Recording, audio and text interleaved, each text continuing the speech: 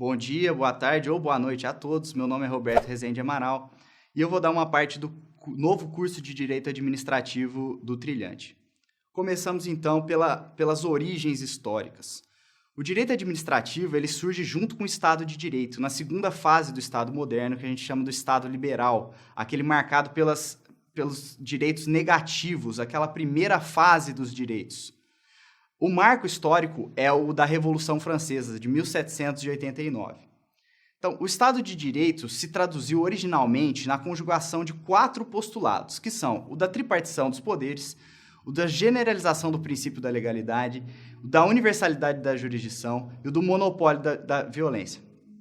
Ele estrutura-se prioritariamente sobre o princípio da legalidade, como uma proteção das liberdades individuais, da igualdade entre os cidadãos e dos controles, das formas de controle, dos abusos de poder do Estado patrimonialista absolutista. Então, o princípio da legalidade, ele tem uma característica diferente para a legalidade pública da legalidade privada.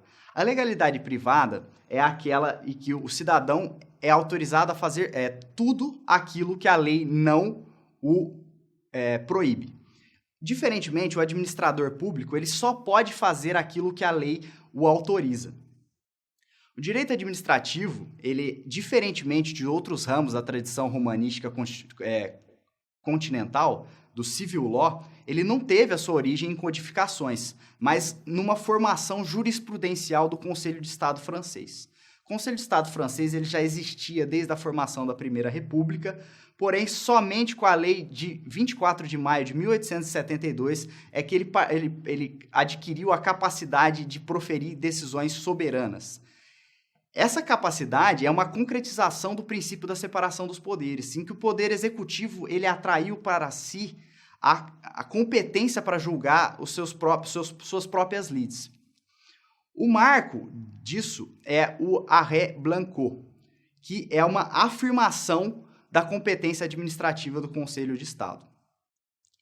O regime jurídico administrativo, portanto, construído a partir dessa jurisprudência do Conselho de Estado francês, ele criou alguns princípios. O da separação da jurisdição administrativa, o do regime de prerrogativas públicas. Então, por exemplo, nos atos administrativos, aquela característica de unilateralidade do ato administrativo ou de autoexecutoriedade. E nos contratos, o da mitigação da exceção do contrato não cumprido. Essas questões elas serão tratadas oportunamente em aulas específicas. Nós teremos aulas específicas de atos administrativos e de contratos administrativos. Outro princípio é o da legalidade, como a gente já tinha apresentado. O da responsabilidade do poder público pelos danos causados aos seus agentes e o do serviço público como critério de identificação. O que aconteceu? Naquele caso do arresto Blanquot, uma menina chamada Agnes Blanquot foi atropelada por uma vagonete de um serviço público francês na cidade de Bordeaux.